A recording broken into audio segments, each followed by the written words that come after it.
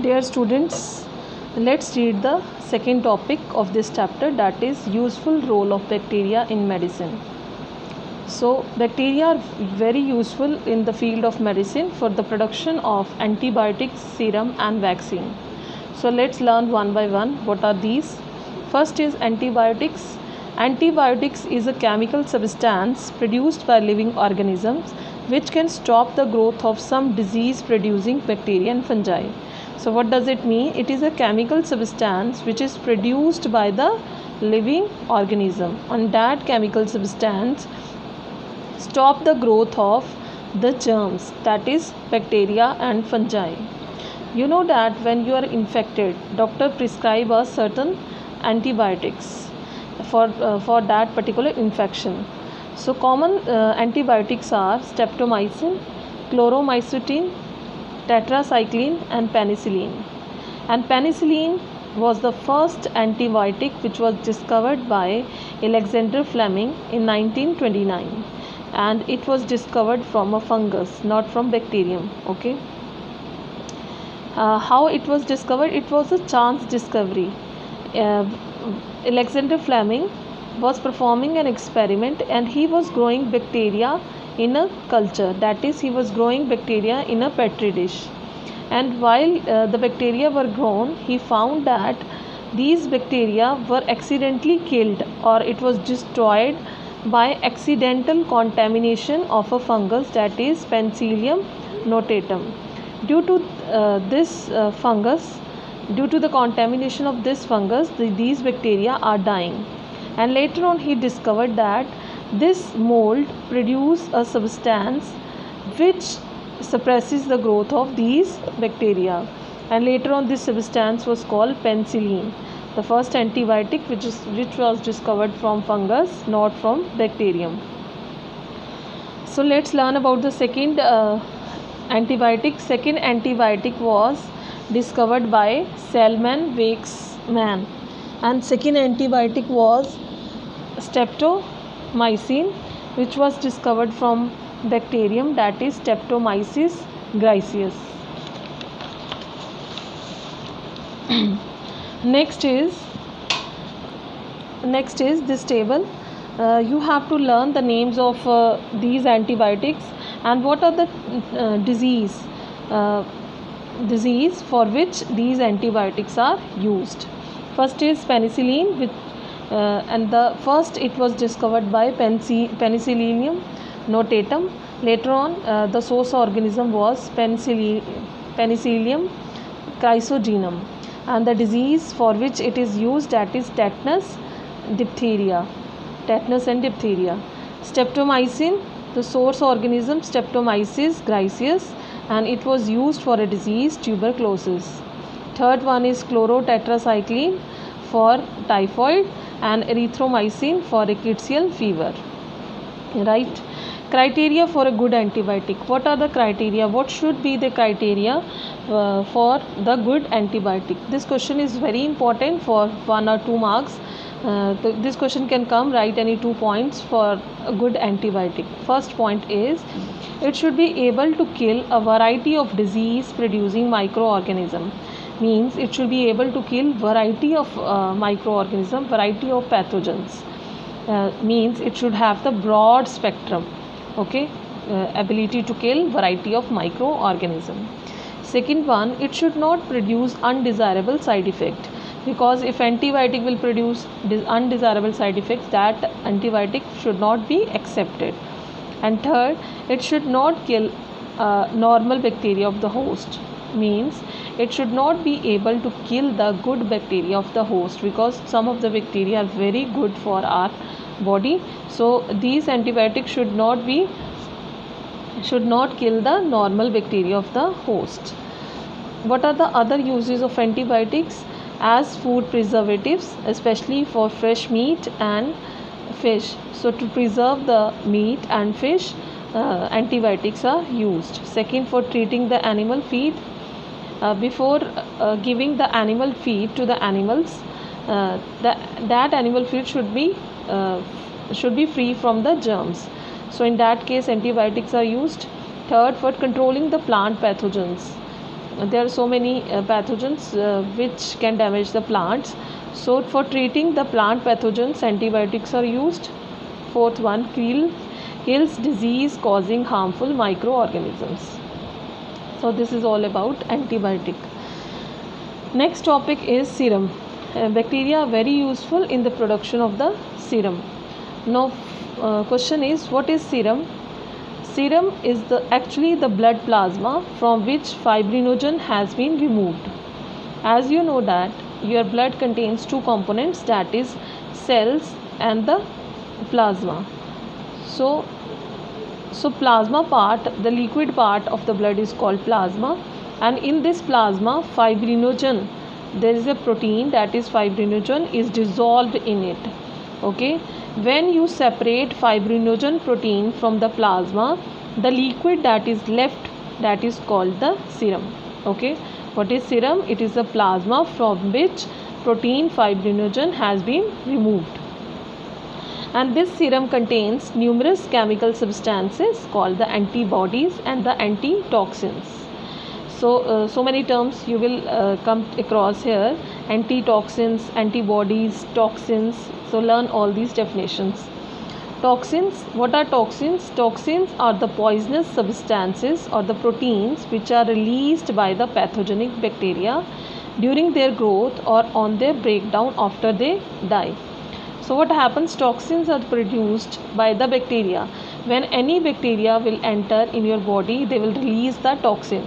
Okay, and in response to that toxin, our body, our immune system will start producing the antitoxins or antibodies.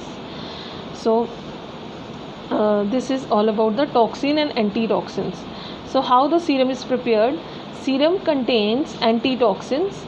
Okay, and for the preparation of serum, what happens? A small dose of bacterial toxin, a small dose is taken of bacterial toxin and is introduced into the body of horse and cow.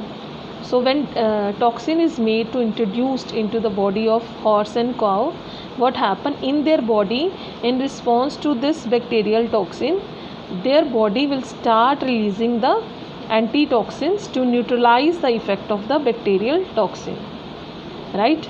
So what happens when any bacterial toxin enter in your body or is made to introduce in your in the horse or cow's body, their body will start releasing the antitoxins, okay, to neutralize the effect of toxin. After several injections, mean after several doses of bacterial toxin injected into the body of horse or cow, their body again and again releasing the antitoxins. And after several injections of this toxin, their blood is taken, blood of cow and horse is taken, plasma part is separated and fibrinogen is removed, and the liquid that is left behind, that is called the serum, and this serum contains the antibodies and the antitoxins. And in the similar way, snake bite treatment involves the injecting of particular antivenin. Okay, in snake bite, what happens? Snake inject the poisonous substance that is called venom. Okay, and in this, when venom is entering in our body, in that case serum is injected, and serum contains what? Antivenom, antivenin produced from the blood of horses.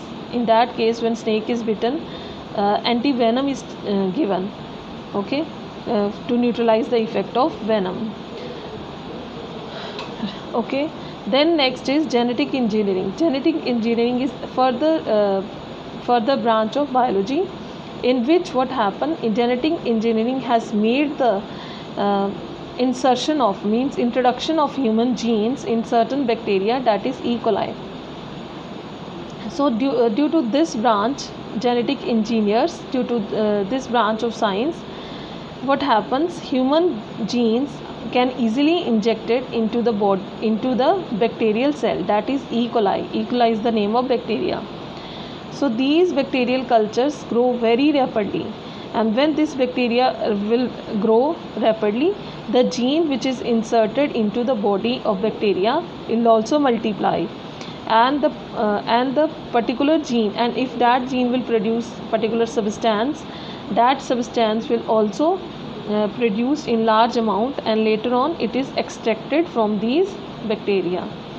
The hormone insulin, which was produced by the pancreas, was the first such substance produced by E. coli. Nowadays insulin injections are easily available due to this branch of science, that is genetic engineering. Later on, a few serum compounds also prepared by genetically modified bacteria, that is blood clotting factor 8, for the treatment of hemophilia A. Hemophilia is very deadly disease in which person's blood is not able to clot, okay, due to the clotting factor 8 or due to the clotting factor 9. So in the hemophilia A, clotting factor 8 is absent, means the person's body will not produce the clotting factor 8. So in that case, in that person, clotting factor is injected in the body of these patients, hemophilia A, and factor 9 for the treatment of hemophilia B. Next topic is vaccines. Vaccine is a preparation consisting of weakened germs or dead germ substances. So in case of vaccine, either the weakened germ or the dead germ substances are present. Either the germ is present but that germ is not so much harmful, that is in the weak form, or the dead germ substances are present in the vaccine. And what is vaccination? Introduction of the weakened germs or dead germ substances into the body for developing resistance to a particular disease. So vaccination, you know, that provide resistance to a particular disease, and a lot of vaccines are available for number of disease such as cholera, typhoid, measles, chickenpox. And on injecting them into the body, the person get the disease in mild form. No doubt, if a germ is entering in our body, we are getting the disease, but in a very mild form. So that is why sometimes when you are taking vaccine, a little fever is there, but after 1 day or 2 days that fever automatically goes down. So their body, when the vaccine is entering in our body will start producing the antitoxins, and these antitoxins circulate in the body and provides the immunity for the future attack of that particular pathogen. So later on, if that germ will enter in our body is sufficiently produced antibodies for that particular germ. So antitoxin, a substance produced in animal body which react with the toxin produced by the invading germs. So toxins are produced by the germs, and in response to the toxins, antitoxin or antibodies are produced.